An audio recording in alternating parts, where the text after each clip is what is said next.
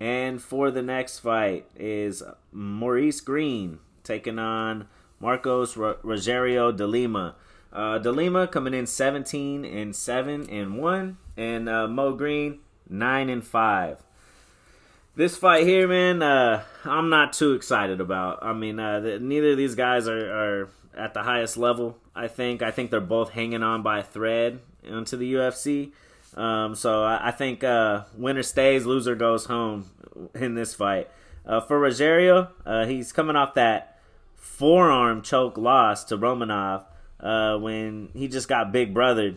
And De Lima does like to stand and bang, but if this fight does hit the floor, it could get ugly for him, as 5 of his 7 losses as a pro comes via submission, plus another one on The Ultimate Fighter.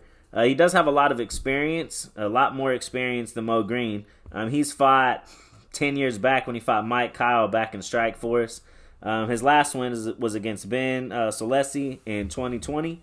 But every time he steps up in competition, it turns out to be another submission loss. So it's an interesting fight, clash of styles. Excited to see how this one ends up. But as for Mo, coming off that loss to Greg Hardy last year after 3 fights during the pandy, he was busy in 2020. He was staying active. He's starting to throw some more kicks in his game.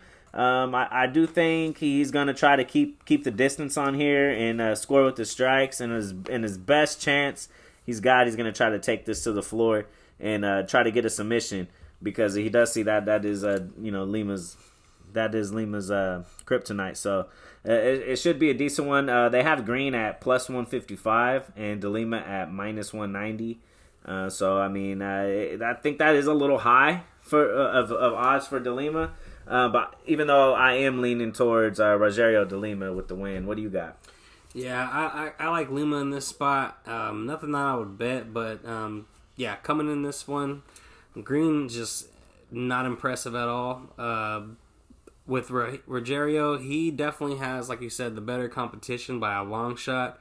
And his fight with Romanov, the one where he did get big brothered, he did throw a lot of good heavy strikes, with punches and leg kicks. A lot of good heavy leg kicks as well. So if he can come in there and try to do that to the Crochet boss here, he probably have that man shooting early and shooting desperate shots and getting them in bad positions.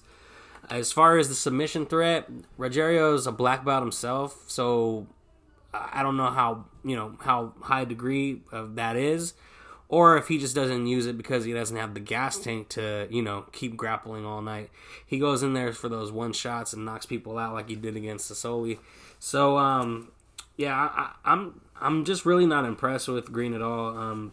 His last win, like you said, was against Vellante, where they were both basically just dead on top of each other, and Vellante just tapped out. So Vellante's somewhere dead right now. Yeah.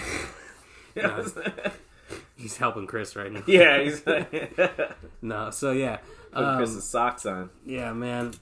This is just low level heavyweight MMA. They're both older. Rogerio's a blown up middleweight fighting that heavyweight. So Green's a big boy, 6'7" and 82-inch reach. To Rogerio, 6'1", 75-inch reach. So I mean that is one advantage he has, is the height and length, but I just don't. I just don't see it happening, man. I see Rogerio's he's more seasoned, and he's gonna know how to work him in there. And I think he either gonna come up with a finish or definitely grind out a decision. Yeah, Lima's only got 1 round cardio though, man. I don't even know if it in his last 1, 2, 3, 4, 5, 6, 7, 8, 9, 10, 11 fights. None of them went past the second round. So this man does not come here for third round action. So, man, that tells you something about Romanov. If you said De Lima's a black belt, and you got forearm choked. Yeah, he just wanted out of there with Romanov. You gotta turn in your whistle. Yeah, for sure. That is bad. Who gave you your black belt? Yeah, man. But should be like I said, a clash of styles to see what happens.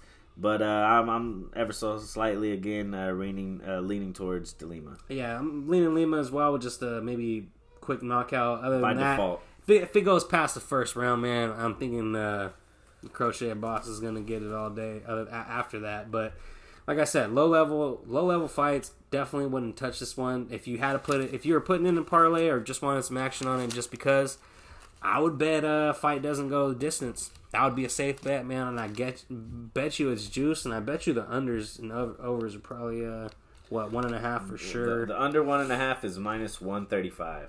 Yeah, so actually, man, it's plus 105 for the over. I kind of like the over in that spot because they're gonna be a little bit they're just gonna too gassed, or too gassed to finish. They'll be them laying on each other again, like Vellante. Yeah. So yeah, I mean, look at it that way. If you absolutely had a bet on it, other than that, I would stay away. But I'm thinking maybe early. Man, I wouldn't even want to pick Lima just because. Oh yeah, because they're all low level, man. I wouldn't trust putting him in anything big. Yeah, if you just wanted some action and if you're looking for the pick, I mean, I definitely think he's gonna get the W. Fight doesn't go the distance. I'm not. That would be my best bet on there that one. Go. Fight doesn't go the distance. Yeah, this is something I would probably try to stay away on the betting.